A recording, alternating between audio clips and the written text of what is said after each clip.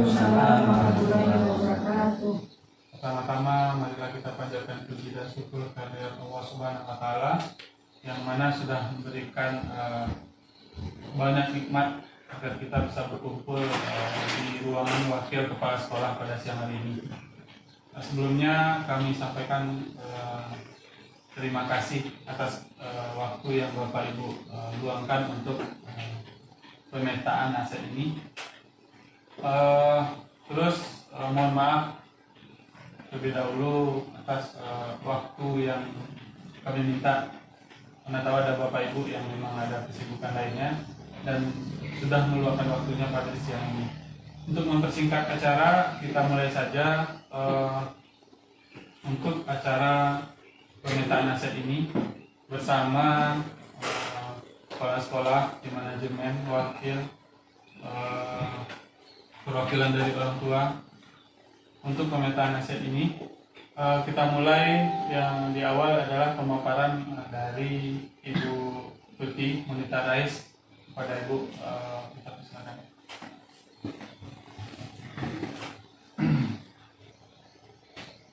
Assalamualaikum warahmatullahi wabarakatuh. Waalaikumsalam warahmatullahi wabarakatuh. Terima kasih pada atas kesempatannya dan bagi Bapak Ibu yang telah berpartisipasi dalam kegiatan ini atau identifikasi aset sekolah juga akan mengucapkan terima kasih. Di identifikasi aset, hanya di tugas kami dari CGP yang ditugaskan dalam kegiatan pendidikan guru penggerak. Jadi di awal pembelajaran kami juga masih bingung aset apa sih aset yang dimaksud di sini. Karena kami juga dari awal beranggapan aset itu cuma apa yang nampak di sekolah. Bisa jadi fungsinya, ya lebih cenderung ke fisiknya, itu yang aset.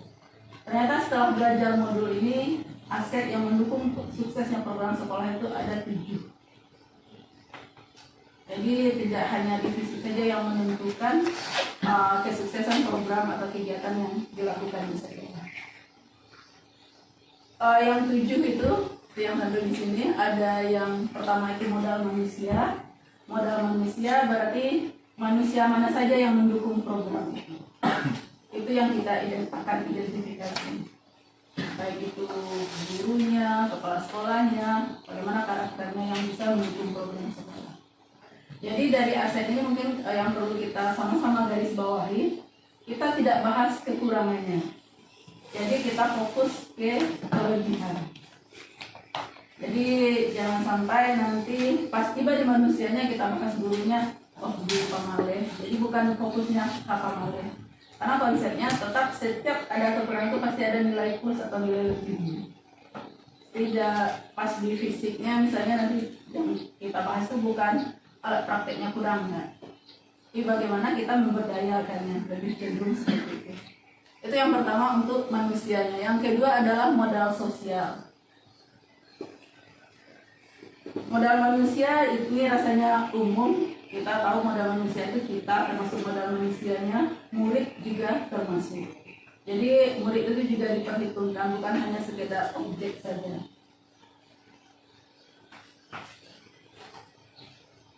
Lalu ada lagi modal sosial. Ini adalah berhubungan dengan norma, aturan yang dituangkan dengan tata tertib dan keyakinan kelas. Kalau tata tertib jelas itu adalah aturan yang sudah disepakati di sekolah, yang kita jadikan tata tertib namanya. Tapi kalau keyakinan kelas itu biasanya bisa jadi wali kelas yang membuat atau guru bidang studi. Cuman tetap tidak bisa kalau keyakinan kelas dari pertemuan sebelumnya waktu budaya positif kita sudah tahu kalau keyakinan kelas itu dibuat guru bersama murid. Jadi bukan hanya ditentukan tidak boleh begini, tidak boleh begitu, bukan seperti itu.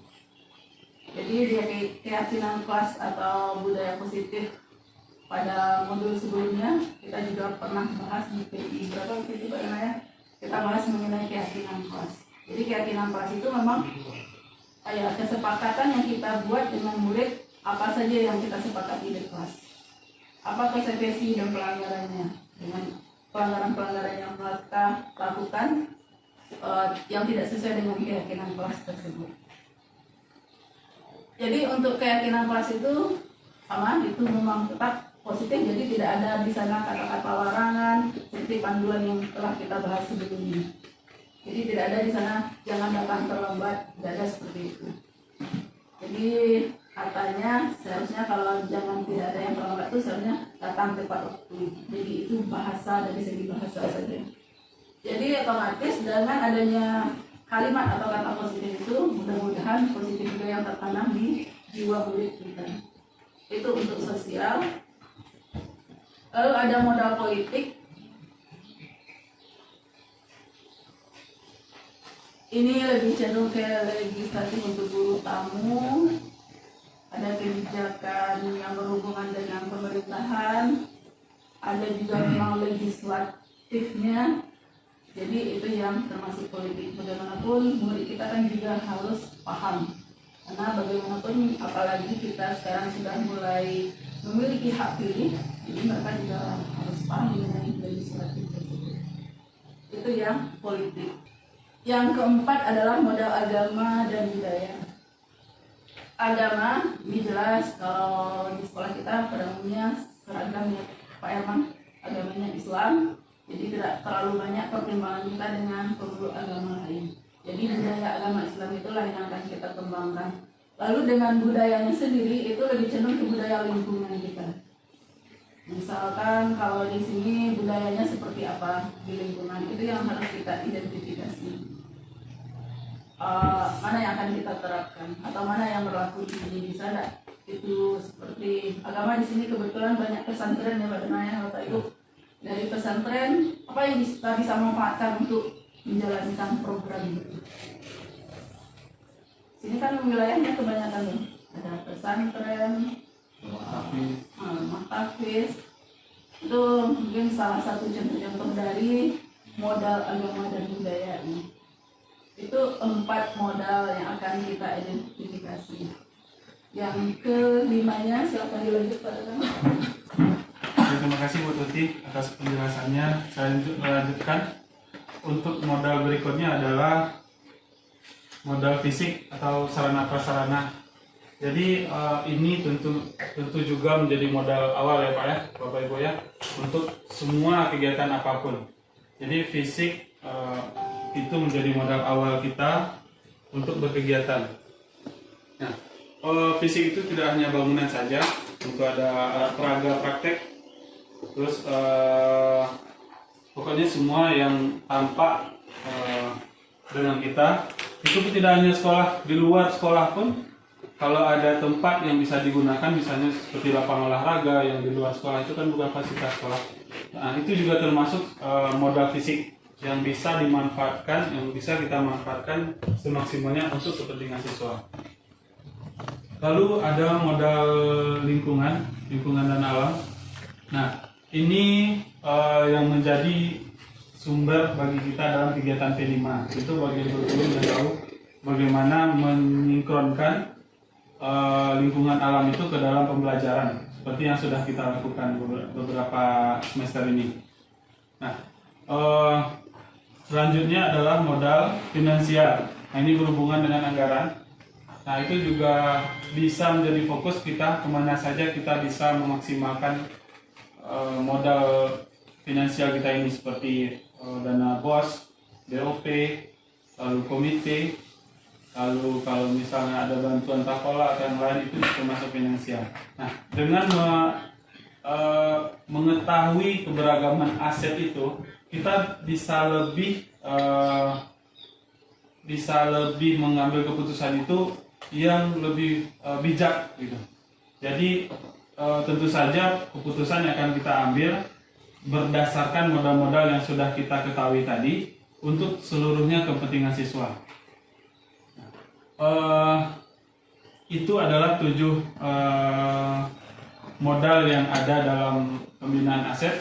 Nah, jadi untuk acara selanjutnya kami meminta Bapak atau Ibu memberikan masukan atau tambahan terhadap aset yang sudah kami buat bersama Bu Suci. Jadi kalau ada kekurangan atau tambahan atau ada yang salah di sana, kita bersama-sama untuk merevisinya. kita beri berapa menit gitu sih untuk kegiatan? Minimal 5 menit saja. Mohon kepada Bapak Ibu 5 menit untuk mengidentifikasi lagi berdasarkan aset-aset tadi sesuai dengan kriteria yang Bapak Ibu terima. Nanti setelah itu kita paparkan secara bersama dan nanti minta masukan lagi kepada Bapak Ibu lain bagi yang sedang memaparkan. Oke. Dimulai dari Oke. Pak Moderator kan.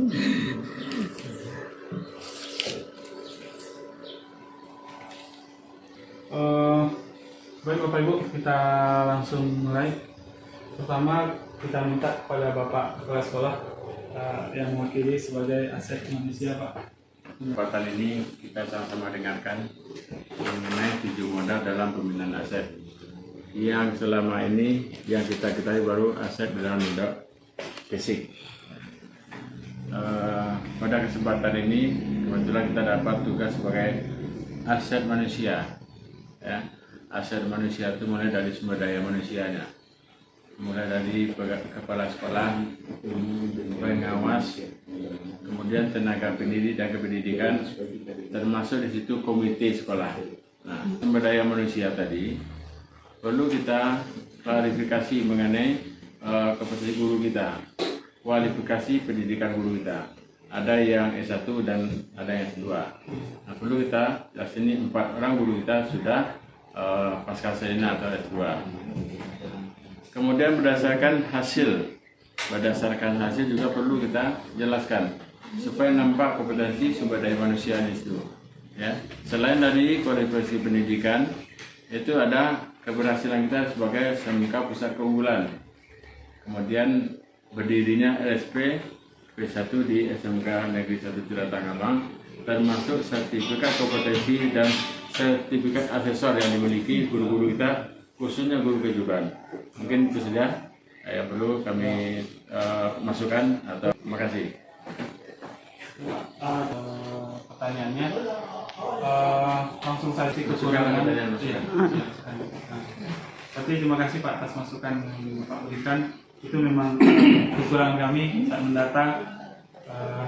Itu tadi pendidikan S2, lalu ada beberapa kegiatan yang memang meningkatkan modal manusianya Pak ya, KPK, LSP dan sertifikat kompetensi asesor.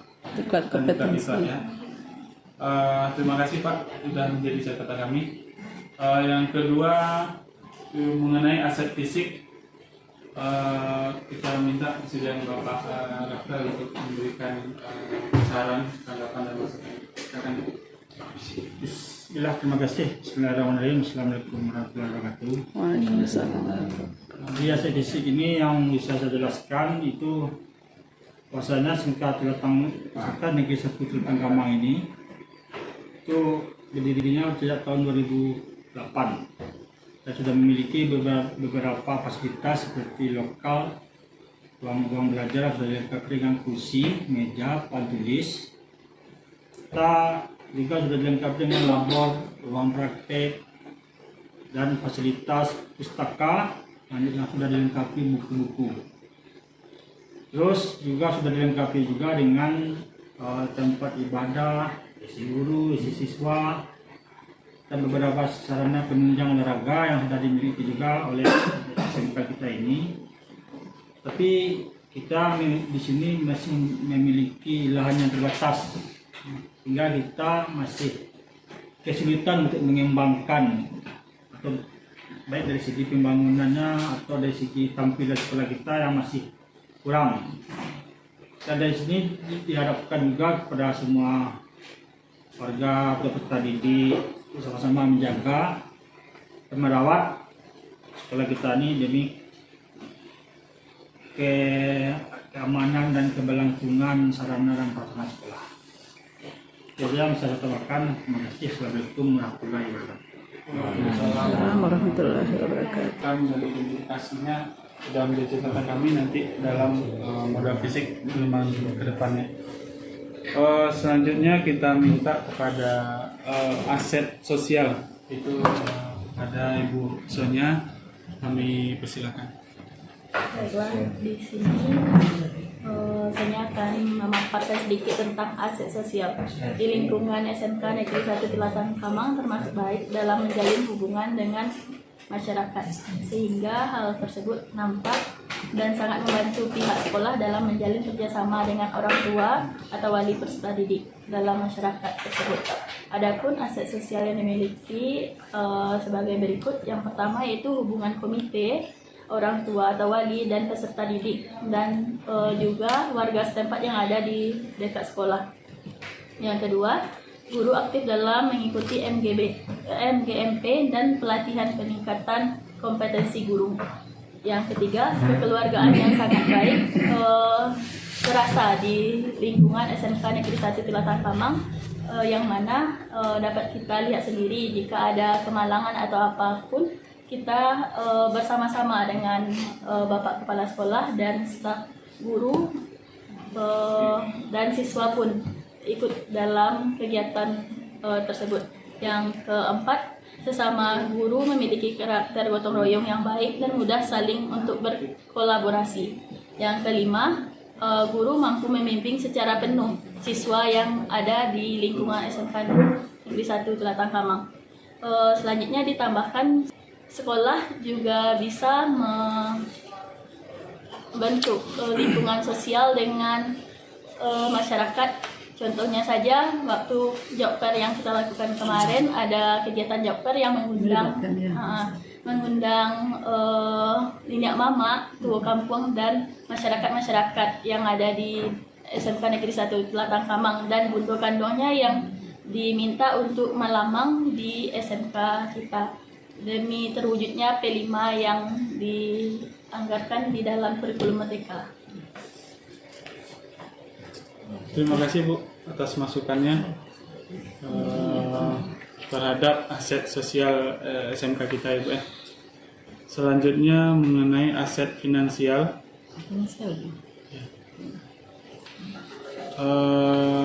Kita minta kesediaannya kepada Ibu Gus untuk memberikan identifikasi masukannya. Waalaikumsalam warahmatullahi wabarakatuh. Baiklah, kami akan memberi mengenai aset finansial yang kita peroleh atau yang kita dapatkan untuk sekolah kita, terutama yaitu yang kita dapatkan dari dana BOS, kemudian sumbangan pendidikan dari orang tua murid, bantuan dari dinas provinsi, kemudian ada juga lagi bantuan dari pemerintah pusat, yang mana merupakan salah satu aset yang dimiliki sekolah guna mendukung aktivitas pembelajaran dan program sekolah. Nah, selain itu juga ada dana komite yang membantu sekolah dalam mendukung kegiatan sekolah. Begitu juga dengan adanya koperasi yang membantu guru dalam hal finansial dan melakukan jual beli perlengkapan sekolah. Nah, kemudian ada tambahan lagi, yaitu adanya beasiswa yang kita dapatkan dari Basnas. Kemudian ada kemarin yaitu kita mendapatkan dana untuk para siswa kita berupa perlengkapan dari anggota legislatif. Nah, itu kira-kira aset finansial yang kita dapatkan atau yang sudah kita peroleh untuk sekolah kita, baik itu untuk kepentingan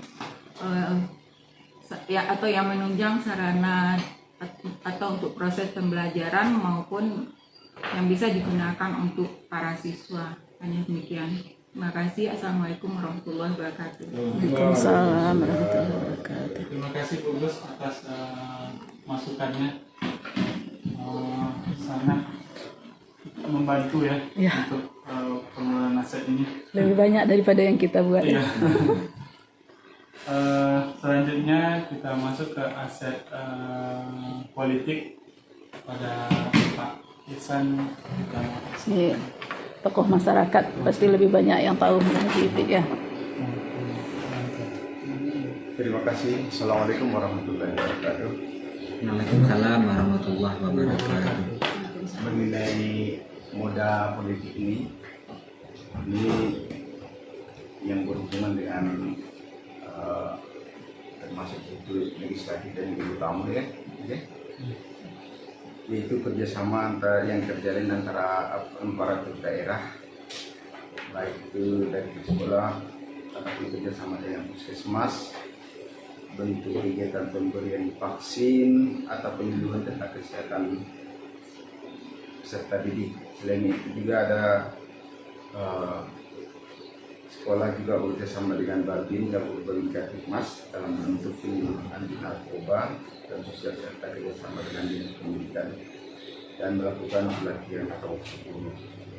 Kemudian tentunya kalau berhubungan dengan Kamtibmas ini ini ada hubungannya dengan tawuran. Jadi marak-maraknya sekarang ini kan itu terjadinya tawuran itu yang pertama sekali adalah dikarenakan kontak sosial melalui medsos ini. Dari medsos saling memiliki maka terjadilah kesepakatan untuk bertemu di satu tempat dan melakukan kegiatan tawuran. Kemudian ada juga dalam hal ini yang terlalai sama kita adalah seringnya pembulian. Ya. Apakah itu di dalam lingkungan sekolah ataupun setelah lepas daripada lingkungan sekolah, ini terus saja berlangsung. Tapi tentunya sebelum terjadi hal seperti itu harus tetap selalu kita menekankan kepada anak-anak kita untuk menghindari pelaksanaan bullying ini, karena mengakibatkan bukan hanya dalam fisik tapi mental juga kena. Kemudian yang kelupaan di sini rasanya ada mengenai hubungan juga. Memang pramuka itu tidak ada politiknya, tapi kita perlu juga mengingatkan bahwasanya dalam hal untuk menghindari tidak adanya bullying itu pramuka sangat bagus sekali diterapkan dalam hal ini. Jadi demikian saja sebagai masukan dalam ini. Maaf. Assalamualaikum warahmatullahi wabarakatuh. Waalaikumsalam warahmatullahi wabarakatuh. Terima kasih ya atas masukannya, sangat mencerahkan membantu kita dalam mengelola aset sekolah.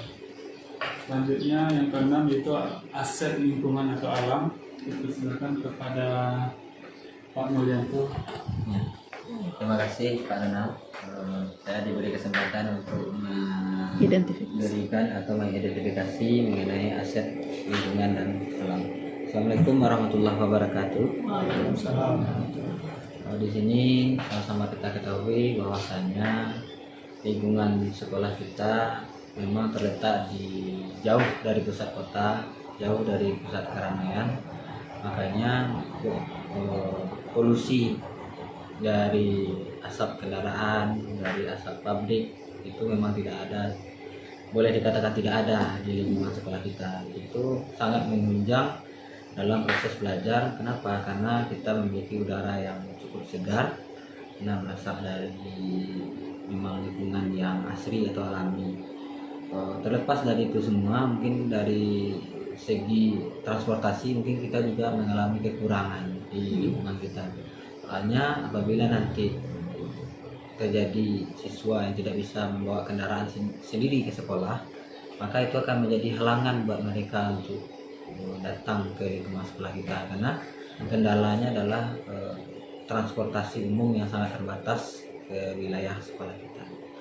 Jadi mungkin dari segi lingkungannya, dari segi udaranya, mungkin itu jauh dari pusat keramaian, itu sangat positif sekali untuk mendukung proses belajar. Tapi kelemahannya mungkin sekolah kita agak sedikit terletak jauh dari sarana transportasi umum. Mungkin itu saja yang perlu saya tambahkan. Terima kasih. Assalamualaikum warahmatullahi wabarakatuh. Waalaikumsalam warahmatullahi wabarakatuh. Terima kasih Pak Mul. Semoga dengan identifikasi Pak Mul tadi kita bisa berbuat bagaimana yang untuk melengkapi yang kurang tadi. Tapi kita juga harus lebih mengutamakan aset tadi, sehingga modal lingkungan ini bisa menyatu ke dalam pembelajaran kita. Yang terakhir itu mengenai aset agama dan budaya kepada Bapak Herman. Bapak silakan. Pak Herman. Terima kasih saya ucapkan kepada Bapak Moderator. Assalamualaikum warahmatullahi wabarakatuh. Mengenai masalah aset agama dan budaya, seperti yang telah dijelaskan oleh narasumber tadi bahwa di sini kita seragam, satu agama, tidak ada agama yang lain di sini, sehingga mudah untuk menerapkan karakter yang bersifat nilai-nilai religius berdasarkan agama Islam dan serta kearifan lokal gitu. Nah, sekolah dalam hal ini melakukan kegiatan yang bersifat religius, itu melakukan berbagai macam kegiatan yang bersifat pembiasaan baik untuk siswa maupun untuk kalangan pendidik dan tenaga kependidikan, seperti melaksanakan tadarusan Al-Quran ataupun setoran hafalan di setiap pagi sebelum dimulainya pembelajaran. Nah, karena kita seperti yang saya katakan tadi bahwa di sekolah kita ini sifatnya seragam karena satu agama, jadi seluruhnya itu bersifat wajib diterapkan kepada seluruh kalangan siswa. Dan juga sama halnya dengan pendidik juga, karena seragam yaitu satu agama, yaitu agama Islam, maka pendidik dengan pendidik sejalur dia melaksanakan kegiatan pembiasaan setoran hafalan dan pembacaan Al-Quran di awal pembelajaran. Kemudian ditambah dengan kegiatan kultum pada setiap hari Jumat, itu dilaksanakan secara bergilir di seluruh kelas, dan itu semuanya disaksikan oleh seluruh siswa yang lain yang tidak mendapatkan tugas sebagai pelaksana, dan juga disaksikan oleh seluruh guru dan juga tenaga kependidikan yang ada di sekolah. Kemudian seperti yang dikatakan tadi bahwa karena kita juga seragam di sini, yaitu satu agama Islam, sekolah itu mewajibkan tanpa kecuali melaksanakan sholat zuhur terhadap siswa di musola yang ada di sekolah. Namun dalam hal ini muncul kendala karena ukuran musola kita itu tidak cukup untuk menampung seluruh peserta didik ditambah dengan pendidik untuk melaksanakan sholat zuhur berjamaah. Maka sholat zuhur berjamaah itu dilaksanakan dengan cara memakai shift pertama, shift kedua, bahkan ada shift ketiga gitu. Karena kalau kita lihat ukuran musola kita itu hanya cukup menampung sekitar 40-45 jamaah, dan itu sangat cukup untuk menampung seluruh peserta didik kita dari kelas 10 sampai dengan kelas 12 begitu. Kemudian masalah wirid remaja yang seperti yang dicanangkan oleh dan itu termasuk dalam salah satu program unggulan pemerintah Provinsi Sumatera Barat. Itu wirid remaja itu dilaksanakan setiap 1 bulan itu 2 kali, minggu genap itu minggu kedua dan minggu keempat, dan itu melibatkan seluruh elemen yang ada di sekolah kita, baik itu siswa dan juga guru serta ditambah dengan tenaga kependidikan.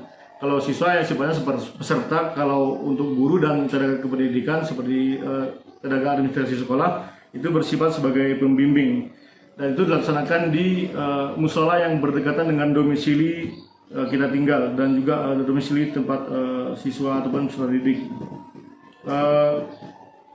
Plus setiap hari Jumat seluruh siswa itu berlakukan infak. Karena sifatnya infak, maka itu terhadap kegiatan yang bersifat keagamaan dan juga kegiatan yang bersifat untuk religius tadi itu. Jadi infak itu dipungut dan dikelola oleh OSIS yang sifatnya itu adalah bersifat keagamaan.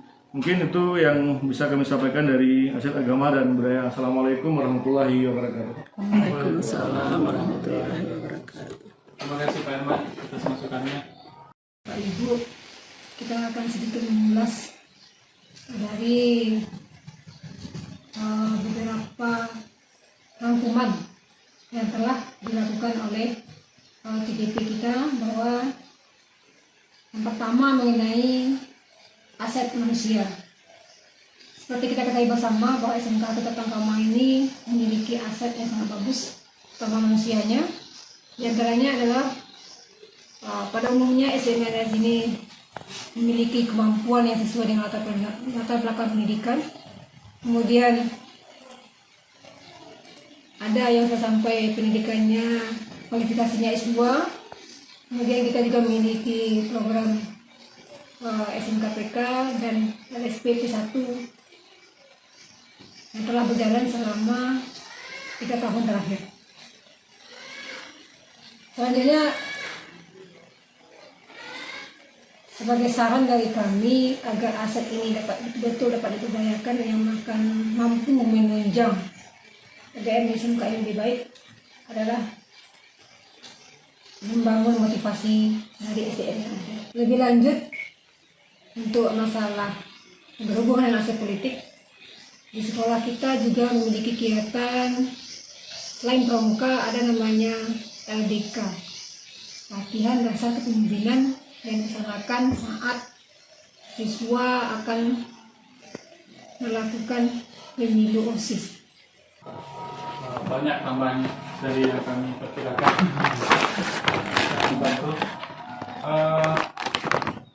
Terima kasih saya ucapkan kepada Bapak Ibu yang sudah memberikan masukan, saran. Nah, saya ulang lagi bahwa pengelolaan aset ini adalah sebagai landasan kita nanti untuk pengambilan keputusan untuk meningkatkan atau membuat student agency atau kepemimpinan siswa. Yang nantinya siswa memang benar-benar aktif dalam pembelajaran, bisa berpikir kritis, yang nantinya sesuai dengan pelajar profil Pancasila, yang mana menjadi landasan kita sekarang dalam melakukan pembelajaran di kelas. Ada tambahan Ibu Tuti? Terima kasih Pak Donald. Sama dengan Pak Donald tadi, pertama terima kasih atas bantuannya mengidentifikasi aset yang Bapak Ibu kelola selama ini yang kurang kami ketahui atau masih terlewat di identifikasi yang telah kami lakukan. Karena identifikasi ini juga bermanfaat bagaimana kami mengoptimalkan identifikasi aset yang telah sama-sama disampaikan tadi untuk menyusun sebuah program. Jadi nanti kami akan juga dituntut membuat program, cuman program itu bisa mengoptimalkan aset-aset dari ketujuh aset tersebut. Jadi kami buat programnya tidak terlalu ngambang. Jadi jangan sampai kami buat program ternyata tidak bisa dilaksanakan sama sekali. Minimal walaupun terlaksana dan tidaknya kan nanti tergantung kesepakatan kita bersama-sama.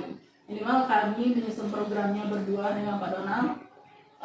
Program yang kami susun itu harus berdampak pada murid, tetap dampak positifnya bagi murid. Cuman lebih cenderung untuk mengembangkan kepemimpinan siswa atau student agency tersebut dari program itu. Jadi walaupun programnya boleh kami nyusunnya di kegiatan intrakurikuler, kokurikuler maupun ekstrakurikuler. Jadi itu dibebaskan.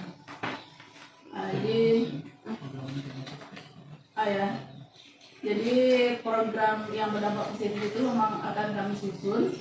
Nanti juga minta bantuan BPI 6 dulu Pak Donald. BPI 6 itu akan kami bersamakan lagi dengan Bapak Ibu guru di sekolah ini. Malahan terima kasih atas kolaborasinya dan saran-sarannya. Dari itu Assalamualaikum warahmatullahi wabarakatuh. Dengan begitu usai kegiatan kita hari ini, sekali lagi saya selaku moderator mengucapkan terima kasih atas waktu yang Bapak Ibu berikan. Semoga dengan adanya pengelolaan aset ini sehingga kita bisa lebih berbuat lebih banyak ke depannya. Sekian saya tutup, saya mohon maaf jika ada kesalahan. Assalamualaikum warahmatullahi wabarakatuh.